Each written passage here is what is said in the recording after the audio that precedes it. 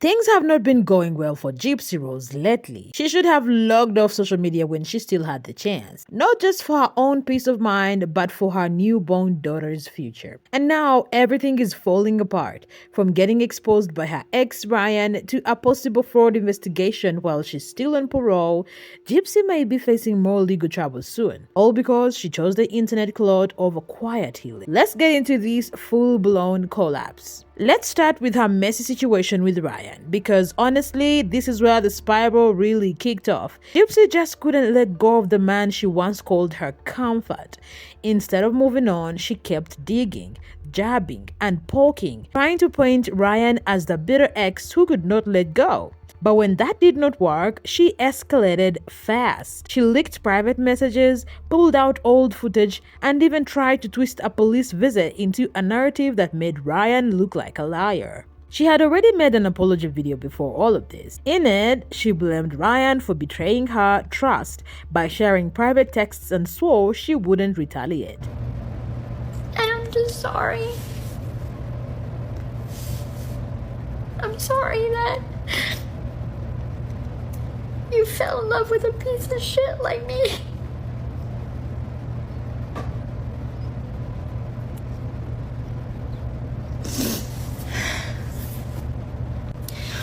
I always said Ken was my love, is my love.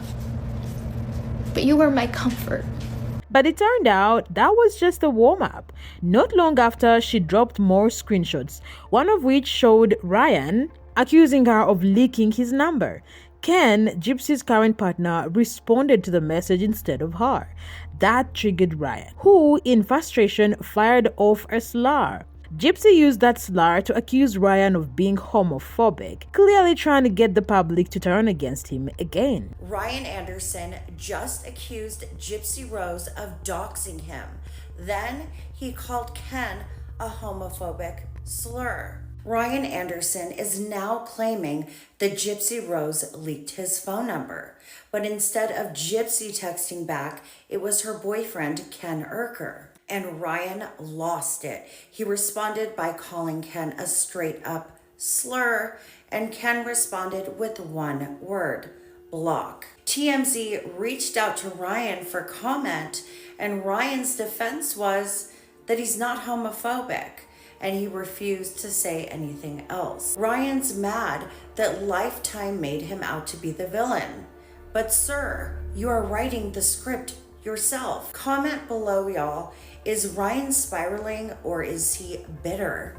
Then came the video footage. Gypsy, Christy, her stepmom, and the police showing up at Ryan's doorstep to grab a few old photos. It felt like a setup. She wanted to catch Ryan off guard and prove to the internet that he was a liar for saying that they hadn't seen each other ever since the breakup. But more than anything, she seemed desperate to reframe the entire story and win back sympathy from the people who had turned on her when she crossed the line and exposed Ryan's private medical information. This wasn't about healing. This was about moving on. This was about revenge and trying to repair a crumbling image. But Ryan, he saw right through it, and he wasn't about to stay quiet any longer. If you go look at Gypsy's TikTok story right now, she just apologized publicly to Ryan for revealing his medical info to the whole world. Now the thing is, she has almost 10 million followers, so a lot of people now know something about Ryan that Ryan did not publicly want released. So she can apologize all she wants, but I don't think it changes anything. It really doesn't change anything. She still did what she did, and she was very wrong for that. That was just a whole new low for her. So sometimes apologies don't mean much. I don't know how I feel about this. Ryan announced that he would be going live to finally speak his truth. And when that day came, he did not disappoint. He did not sugarcoat anything. He went straight for it. No filters, no holding back. He looked straight into the camera and laid it all out. Right off the bat, He explained why he had posted those now infamous texts from Gypsy. And in his words, that was just a tap on the wrist, a small taste compared to everything Gypsy had already done to him. He reminded everyone of how Gypsy had made multiple threatening videos, real threats, not just side comments. She did not stop at words either. She exposed his private health information, putting something deeply personal out into the public for everyone to pick apart. Season 2. All right. So much to process. All right. I released that text, the Amber J text that I released. Okay. I released that because everyone knows she released a text of mine first. She released one of mine first. I released that because I saw clips in the documentary where she was making me out to be some desperate, pathetic loser who couldn't move on, who couldn't do that, who's pathetic. And it was always bothering her and, making me out something I'm not. And knowing what I knew behind the scenes, I had to release that because it proved that, number one, I wasn't the only one reaching out. It proved that she still cared, although she told the world I was the public and all this stuff.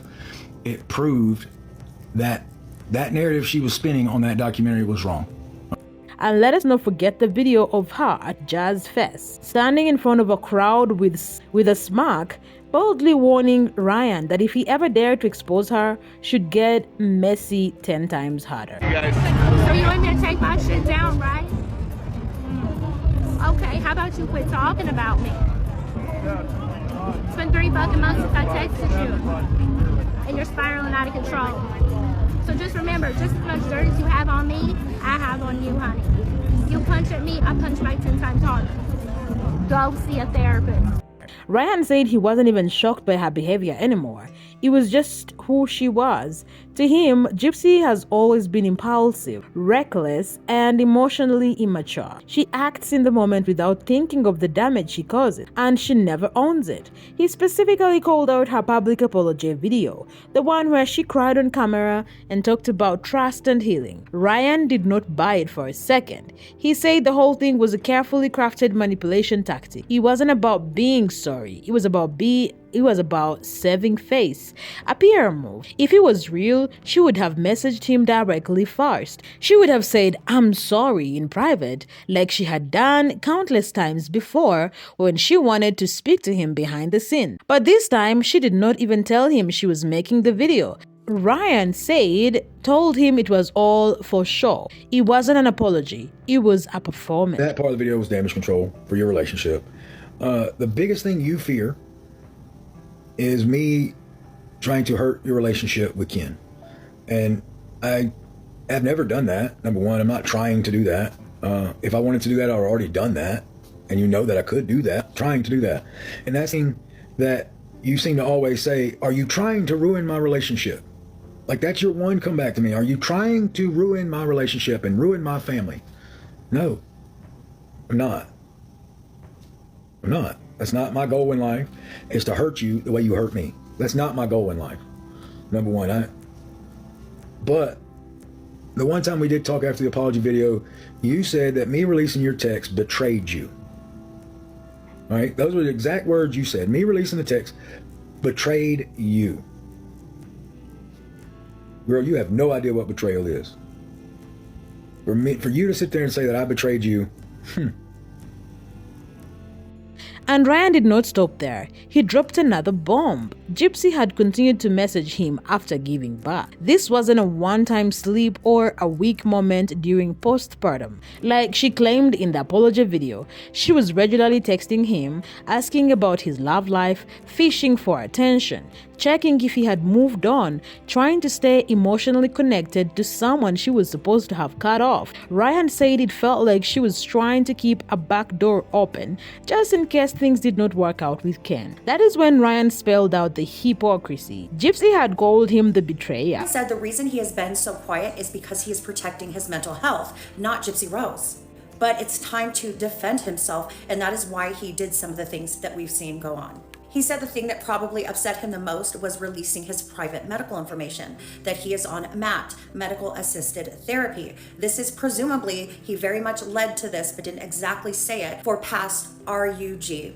ABUSE treatment. He said he has grown tremendously, has a college degree, and has grown a lot since then. He confirmed that he is not the father of Aurora. He said that his attorney advised him to get his own private DNA test because they didn't trust GRB and Ken's, so he did, and it was negative. And as soon as he found out he was not the father of Aurora, he signed the rights over to Ken. But let's look at the track record. Who was unfaithful? Gypsy, who leaked private intimate details from their relationship. Gypsy, who went online and told the world a twisted version of events. Again, Gypsy, who had a baby with another man while still married. It wasn't Ryan. He said the list of betrayals did not begin with him, it ended with him, and he was tired of being painted as the villain in her redemption arc. Then Ryan circled back to that apology video. He said it was never meant for him. It was for her audience, her followers, her new supporters. She wasn't sorry to him. She was trying to stop the bleeding, patch up her image, and most of all, keep him from exposing more. But Ryan made it clear he still had the receipts, and Gypsy knows it. She's afraid of what's still in his phone. And after this live, so was the audience, because if what he had already shown was just the beginning, everyone started wondering just how deep this rabbit hole really went. Ryan also dropped a subtle but heavy bombshell. He revealed that Gypsy's relationship with Ken may not be the fairy tale she keeps trying to sell online. Behind the photos and filters, Ryan said the truth looks very different. According to him, Ken is emotionally abusive toward Gypsy. He doesn't just argue with her, he calls her names like idiot and uses their daughter Aurora as a weapon. Ryan explained that Ken threatened Gypsy with full custody, saying if she dared meet up with Ryan again, he would pack up and move back to Texas and take their daughter with him. This wasn't just a one-off threat. Ryan made it sound like this is a pattern, like Ken constantly hangs the threat of custody over Gypsy's head to control her behavior. He uses her love for Aurora against her. That is not a healthy relationship, that is manipulation. And even though Gypsy continues to post like she's living a dreamy life with Ken, smiling in selfies, posting family vlogs, Ryan made it clear that it might all be a cover-up. That happy image, it might just be a mask she wears to survive or to convince herself things are okay. Ryan painted a picture of a man who doesn't show love, but throws around threats and insults to keep Gypsy in check. And sadly, that just made her look even more trapped, even more desperate, and more broken than ever before. Ryan did not stop there. He also addressed the controversial texts that Gypsy had exposed, the ones where he had used offensive language. He did not try to dodge responsibility. He admitted that what he said was out of anger, but he clarified that it wasn't hate, it was frustration. That frustration was directed at the man who had taken his wife, broken his family, and dismissed his the more stable and emotionally aware person in the situation. Ryan clarified the whole police video incident and broke it down step by step. According to him, this wasn't some innocent, friendly drop by like Gypsy tried to make it seem. It wasn't a genuine meetup, it was an ambush. Ryan said Gypsy showed up to his home completely unannounced, without a warning text, without a phone call, and most importantly, not alone. She brought along Christy, her stepmother, and 2 police officers. And all of this just to pick up a couple of old pictures. What made the whole thing even more strange was that at the time, Ryan and Gypsy were literally on the phone with each other. Everything seemed calm. They were talking like things are okay. So for him to be chatting with her 1 second and then have her suddenly standing outside his door with cops and a camera, that felt calculated. Ryan said it was clear that this wasn't about photos. It was about setting him up. The timing, the people involved, the camera, it was all too perfect. Too staged. The goal, he believes, was to provoke him, to catch him reacting bad, to record him flipping out so she could use it as evidence against him or fuel the next viral moment. Gypsy Rose had the police over at Ryan Anderson's apartment. This was back in May, presumably for a civil standby. A video of the entire incident was leaked to social media.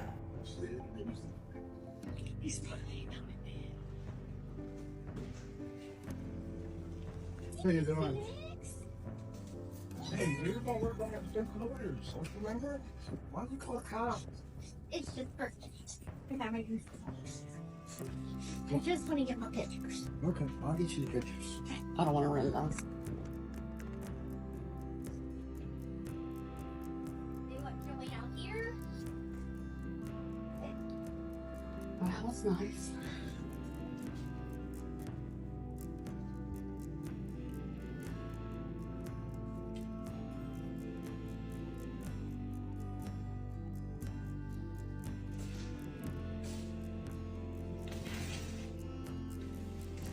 Yes, more than that. Jay, can you grab my picture? It's kind of heavy. Yes. That boy got it. That's not 15-year-old. He doesn't look like he's 15, but no, he don't. Oh, you're bigger looking.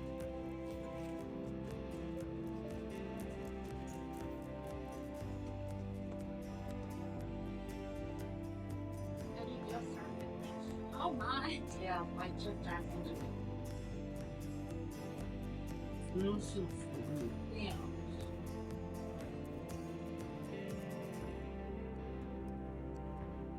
I put it in the back. Yeah.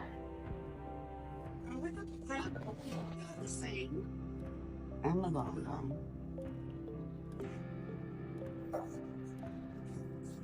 Great minds think alike. Yep. Always did. She's kind of getting off short.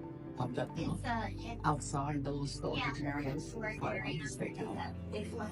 She's probably more pissed off than I'm here. I'm not saying that. But Gypsy misjudged him.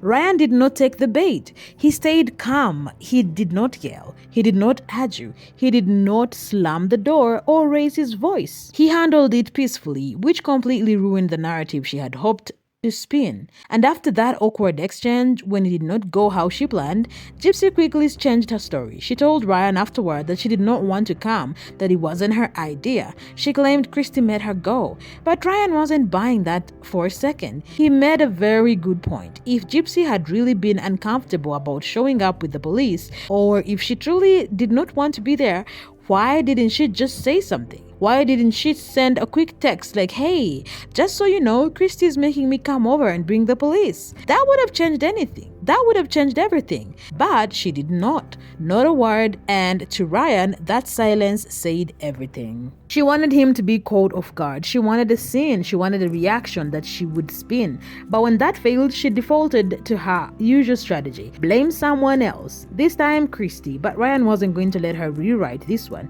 He saw it for what it was, a trap. And when it failed, she scrambled to clean it up. But this time, Ryan did not let her off the hook. Prison Princess here. So, I want to know why Gypsy called the cops and showed up to get some pictures when you were 18 years old and had 7 years almost, 6-7 years of allegedly being abused from your mother, and not once did you ever call the authorities. Not once did you ever ask for help. But yet, here you are, bringing the police to Ryan's front door, didn't even give him a courtesy call and say, hey, can you put my stuff outside? I'm gonna come and grab it. We don't even have to see each other. You guys think about that. You tell me that she is not manipulative and that she is not capable when she clearly is. So you're telling me that for years you couldn't call the authorities or say anything about your mother, but yet when you want to go and get your red bottoms and your photographs and your wigs, you call the police? What do you guys think about that? Because I'm highly suspicious. On top of all the behavior, your child being in danger, etc., etc., etc., and now you possibly causing problems with your child to create problems for attention. Come on now. She needs an intervention, and somebody needs to teach this young lady the rules of life, because she clearly doesn't know them. Just saying. So, what does Gypsy do after Ryan drops all this? She pivots hard and heads straight to YouTube.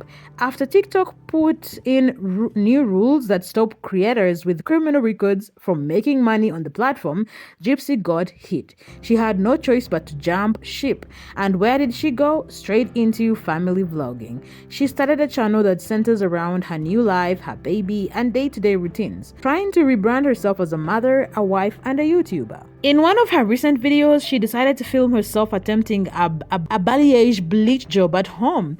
But this wasn't your basic at home, try it and see video. Gypsy went big. She walked into a professional beauty store, picked up a ton of expensive salon grade products, and acted like she knew exactly what she was doing. Mind you, this is the same person who previously dyed her hair blonde, caused massive breakage, and had to chop it all off into a bob. You'd think she learned her lesson. Clearly, she did not. She got home, set up the camera, and started mixing chemicals like she was in a science lab. No measurements, no gloves, and absolutely no plan. She guessed amounts, stirred it all up together, and started slapping bleach onto her head. Almost immediately, you could see the regret on her face. The fumes were strong, her scalp looked irritated, and her hair was already starting to react badly. By the time she finished, it was clear the balayage had failed. The color was patchy, uneven, and far from the trendy blonde she was going for. And worse, her hair started breaking again. The same cycle she claimed to be done with. All that money spent, all that risk, and the end result was more damage. Her only takeaway for viewers: a warning not to try this at home. Her only takeaway for viewers? A warning not to try this at home. But by then, the damage was already done to her hair, to her credibility, and honestly to her own sense of judgment, because anyone watching could tell this wasn't about her hair. This was about attention. This was about creating chaos for content, and once again, it backfired. I wanted just to update you guys because I had a little birdie that told me something that had happened in calling the salon-centric store. There's actually a few people that were in my comments that said that they were gonna call the store. So somebody actually told me they contacted the store. I did not, guys, so FYI. They contacted the store. They're going to be looking at the cameras to see how she was able to purchase the products. People have sent over the YouTube video of her purchasing the product, and Salon Centric is going to actually act accordingly in this. And the person that contacted them does work as a cosmetologist, so they contacted the cosmetology board in Louisiana, and they actually advised that this can prevent her from ever going to cosmetology school, because this is something that even if the person that held the license, they should have known this. Yes, everybody else in their mama does this, but the fact that she did it and filmed it, and now this establishment is getting this attention, they're going to make sure that it is taken care of. So if the person that works there is the person, or if it's another person, they will be dealt with, and most likely that person that checked them out will be fired, because obviously Gypsy was going around the store and shopping, and it's very clear that she made that purchase. Even if she didn't and the cameras bring it up, there's a YouTube video on it. So yeah, so yes, this is not illegal completely, but they take it seriously, because again, these are chemicals, guys. These are literal chemicals. Like, people can die from inhaling these chemicals. So the fact that some of y'all are so nonchalantly like, we do it all the time, it's fine, is wild to me, because she's an ex-criminal. In the wrong hands, these can be horrible. Who cares about what she does to her hair? Let her bleach it till it's falling out and she looks like the Sally doll from Rugrats. I don't give a fuck. But the fact that people are getting hurt along the way, and there's patterns of her using people for these kind of things, is wild. And considering that she wanted to go to cosmetology school, she had said in the past, this may hurt her chances, because she knew better. She's a full-ass adult woman. And again, to everybody saying, I buy those here, I buy those there, states are different. Policies are different. The people I've been talking to are in Louisiana. The place that they contacted is in Louisiana, and that's where I'm getting my information from. I'm not talking about your town or whatever. Yes, it may differ. Yes, there may be different laws and different things that are regulated, and maybe you guys just don't know the products are different from salon to not salon quality. But I'm not a cosmetologist. I know nothing about that. And like I said before, I did not call. Somebody let me know that they contacted them, because this is concerning behavior coming directly from a professional cosmetologist, okay? So, hope that helps. But here's the twist. The store Gypsy bought all those salon-grade products from wasn't just any store. It was a salon-centric. And salon-centric is not open to the general public. It is a professional beauty supply distributor that only sells to licensed cosmetologists, salon owners, and beauty professionals. That means you must show proof of a valid cosmetology license to shop there. But Gypsy, she's none of those things. She doesn't run a salon. She doesn't have a cosmetology license. So the question is, how did she get in? This is where the fraud allegations started pouring in. Hairstylists and beauty influencers and beauty professionals were outraged. One TikToker creator, Lauren Burke's hairstylist, made a public call out. She demanded answers from Salon Centric about why Gypsy was allowed to shop there when she clearly did not meet the requirements. The video gained traction fast, and the pressure forced Salon Centric to respond. In the comments, the company admitted that they were investigating what happened and promised they would take steps to prevent it from happening again. But that wasn't the end of it. Gypsy herself jumped into the comment section with a response. She claimed she had no idea a license was required. According to her, she walked in like any normal shopper and wasn't told anything until she was halfway through her shopping trip.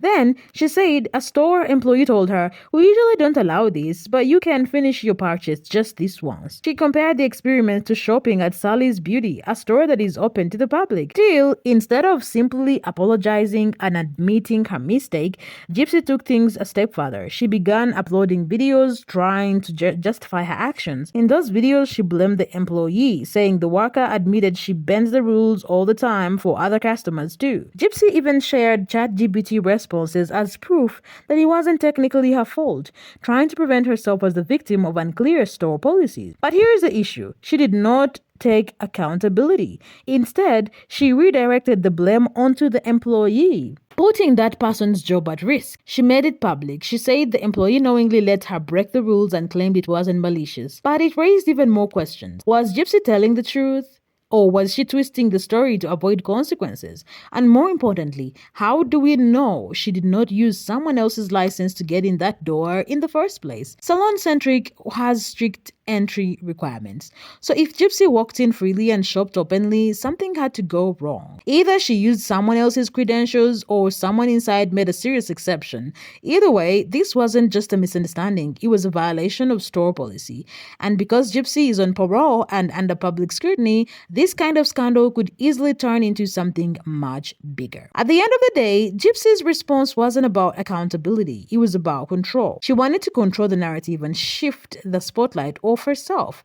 But in doing that, she may have put someone else's career on the line. And if an investigation finds she falsified information or used someone else's license, she could be looking at actual legal consequence. What started as a DIY hair video has now spiraled into a possible fraud case. And it's not looking good for Gypsy at all. Gypsy is still on parole. That means she's technically not a free woman yet. She hasn't even completed her full supervised release outside of prison.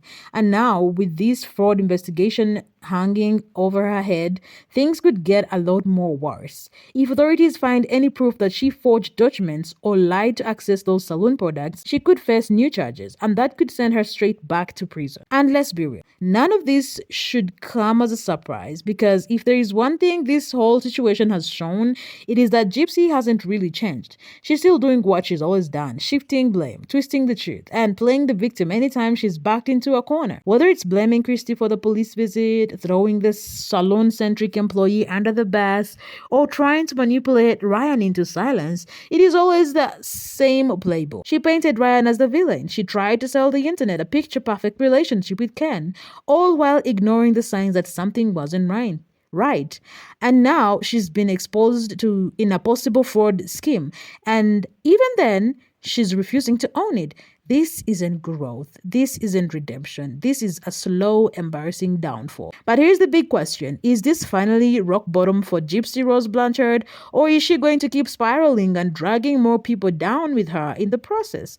And if she does, who is still going to believe her? Who is still going to defend her? Let me know of what you think in the comments below. Like and share and subscribe if you want to stay updated on everything that's still unfolding. Because trust me, this story, it is far from over.